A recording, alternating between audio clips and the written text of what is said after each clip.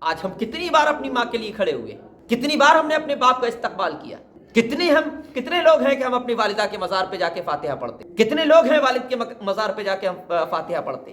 نبی پاک صلی اللہ علیہ وسلم وہ ہیں کہ جو ہماری خاطر رات بھر رو رو کر گزاری ہے۔ نبی پاک صلی اللہ تعالی علیہ وسلم نے اونچ نیچ کو ختم کیا۔ آج ہمارے حالات یہ ہیں کہ اونچ نیچ تو بہت دور کی بات ہے، ہم امیر اور غریب میں فرق پیدا کیے ہوئے۔ امیر ہے تو سرہانے بیٹھے گا، غریب ہے تو نیچے زمین پر بیٹھے گا۔ امیر ہے تو سینے سے لگا کے گلے سے لگا کر اس کا استقبال کیا جائے گا، غریب ہے تو اس کو دعوت تک نہیں دی جائے گی۔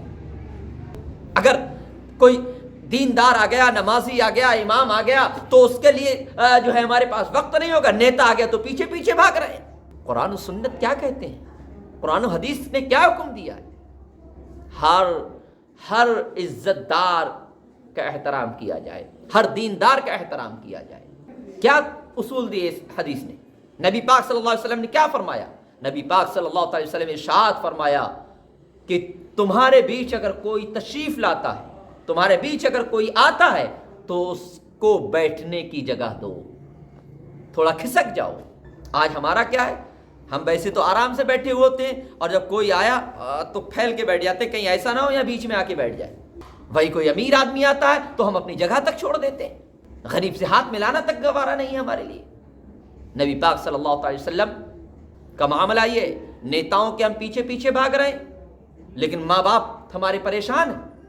نبی پاک صلی اللہ علیہ وسلم ہے، حضرت حلیمہ دائی تشریف لاتی ہیں، دور سے دیکھتے ہیں نبی پاک صلی اللہ علیہ وسلم آپ کے استقبال کے لیے کھڑے ہو جاتے ہیں اور فرماتے ہیں یہ وہ ہیں کہ جنہوں نے مجھے دودھ پلایا ہے۔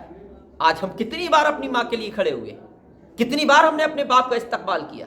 نبی پاک صلی اللہ علیہ وسلم وہ ہیں کہ راستے میں جا رہے ہیں، آپ کی والدہ کا مزار قریب پڑا، آپ اونٹ سے اتر گئے اور اپنی والدہ کے مزار پہ جا کے فاتحہ پڑھی۔ کتنے لوگ ہیں کہ ہم اپنی والدہ کے مزار پہ جا کے فاتحہ پڑھتے ہیں؟ کتنے لوگ ہیں والد کے مزار پہ جا کے ہم فاتحہ پڑھتے ہیں؟ نبی پاک صلی اللہ علیہ وسلم وہ ہیں کہ جو غریبوں سے بے پناہ محبت کیا کرتے تھے۔ نبی پاک صلی اللہ علیہ وسلم وہ ہیں جو بیواؤں سے محبت کیا کرتے تھے۔ نبی پاک صلی اللہ علیہ وسلم وہ ہیں جو ضرورت مند کی ضرورتیں پوری کیا کرتے تھے۔ نبی پاک صلی اللہ علیہ وسلم وہ ہیں کہ ہر ٹوٹے ہوئے دل کا سہارا بن جایا کرتے تھے۔ نبی پاک صلی اللہ علیہ وسلم وہ ہیں کہ جو ہماری خاطر رات بھر رو رو کر گزاری ہے۔ رب حبلی امتی، ہے رب میری امت کو میرے حوالے کر دے۔ نبی پاک صلی اللہ علیہ وسلم نے ارشاد فرمایا کہ تمام مسلمان آپس میں ایک جسم کی طرح ہیں، تمام مسلمان آپس میں جسم کی طرح ہیں۔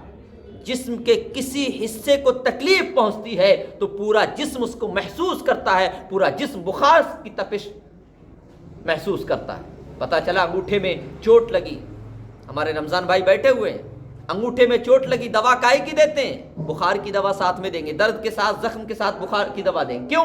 کیونکہ پتہ ہے کہ اگر تکلیف ہوئی ہے، چوٹ لگی ہے تو بخار آ جانا ہے، پورا جسم تپنے لگے گا، پورا جسم اس کا درد محسوس کرے گا۔ انگوٹھے میں چوٹ لگی لیکن جسم پورا محسوس کر رہا ہے اس درد کو، دماغ بے قرار ہو گیا ہے، دماغ سوچ رہا ہے، وہ بھول نہیں رہا، ایک لمحے کو نہیں بھول رہا کہ درد کہاں ہو رہا ہے، وہ محسوس کر رہا ہے درد، اور دل کو کنیکٹ میسج بھیج رہا ہے، دل بے چین ہو رہا ہے، صاحب انگوٹھے میں چوٹ لگی، انگوٹھے میں چوٹ لگی، بھول نہیں پا رہا۔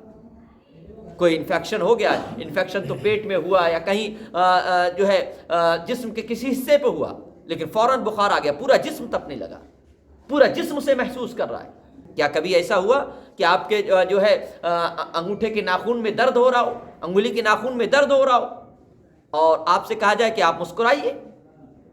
کبھی ایسا ہوا؟ نہیں ہوا۔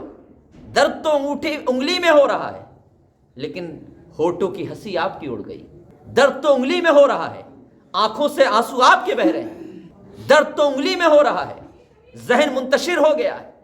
درد تو انگلی میں ہو رہا ہے، دل بے قرار ہو گیا ہے۔ میرے پیاروں، اسی طرح سے ہم مسلمان ہیں کہ اگر ایک مسلمان کہیں پریشان ہو تو ہم تمام مسلمان اس کو محسوس کریں۔ اگر کوئی بیمار ہے تو ہم اس کے علاج کے لیے پیسے نہیں تو اس کا علاج کریں۔ کوئی ننگا ہے ہم اس کو کپڑے پہنائیں، کوئی بے گھر ہے ہم کوشش کریں اس کو گھر دلوائیں، کوئی بے روزگار ہے ہم کوشش کریں اس کو روزگار دلوائیں۔ کوئی تکلیف میں ہے تو ہم کوشش کریں اس کی تکلیف کو رفع کرنے کی، دور کرنے کی۔ کوئی اگر بیمار ہے تو ہم اس کی عیادت کے لیے جائیں، اس پہ پیسہ نہیں ہے تو اس کے علاج کے لیے پیسہ دیں، اور جتائیں نہیں، جتانے کی ضرورت نہیں ہے۔ اور کوئی اگر انتقال کر جاتا ہے تو یہ ہماری ذمہ داری ہے کہ ہم اس کے نماز جنازہ میں شریک ہوں اور اس کے لیے دعائے مغفرت کریں۔ میرے پیارو، اسلام کو سمجھنے کی ضرورت ہے، اسلام کو سیکھنے کی ضرورت ہے۔ آج ہم جس چیز کو ترقی سمجھ رہے ہیں، یقیناً وہ ترقی نہیں، ہماری غلط فہمی ہے۔ ایک میں نے ابھی مضمون پڑھا تھا، وہ مضمون یہ تھا کہ ایک بچہ ہے، جب وہ ہوش سنبھالتا ہے تھوڑا سا، تو وہ سمجھتا ہے کہ میرے والد سے زیادہ ہوشیار کوئی ہے ہی نہیں۔ پھر تھوڑا سا اور بڑا ہوتا ہے تو وہ سمجھتا ہے کہ میرے والد سے زیادہ، یعنی میرے باپ سے زیادہ کوئی جاننے والا ہی نہیں۔ پھر تھوڑا سمجھدار ہوتا ہے کہ میرے باپ سے زیادہ کوئی کامیاب نہیں۔ پھر تھوڑا سمجھدار ہوتا ہے، پھر کہتا ہے کہ میرے باپ جیسا کوئی دوسرا بہادر ہے ہی نہیں۔ پھر اس کے بعد بچہ خود سمجھدار ہو جاتا ہے۔ اب جب بچہ سمجھدار ہوتا ہے کہنے لگتا ہے یار اب ان کے سمجھ میں باتیں نہیں آتی ہماری۔ پھر تھوڑا بڑا ہوتا ہے، پھر کہتا ہے بھئی اب یہ بہت زیادہ چڑچڑانے لگے ہیں، ہر بات میں روک ٹوک کرنے لگے ہیں، اتنی پابندیاں کون لگاتا ہے۔ پھر تھوڑا بڑا ہوتا ہے، بھئی اب ہمارا ان کا معاملہ بنے گا نہیں۔ پھر اس کے بعد اس کے خود کے بچے ہو جاتے ہیں۔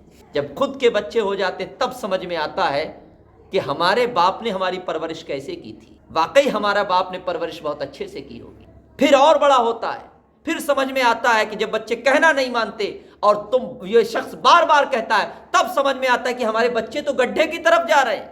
میرے باپ مجھے سمجھاتے تھے، صحیح سمجھاتے تھے، میں نے چڑچڑا کرنے لگتا تھا، میں کہتا تھا کہ ہر بات میں روک ٹوک تھا۔ الغرض یہ کہ جب وہ خود بڑھاپے کو پہنچ جاتا ہے تب وہیں پلٹ کر آ جاتا ہے کہ میرے باپ سے زیادہ سمجھدار کوئی تھا ہی نہیں۔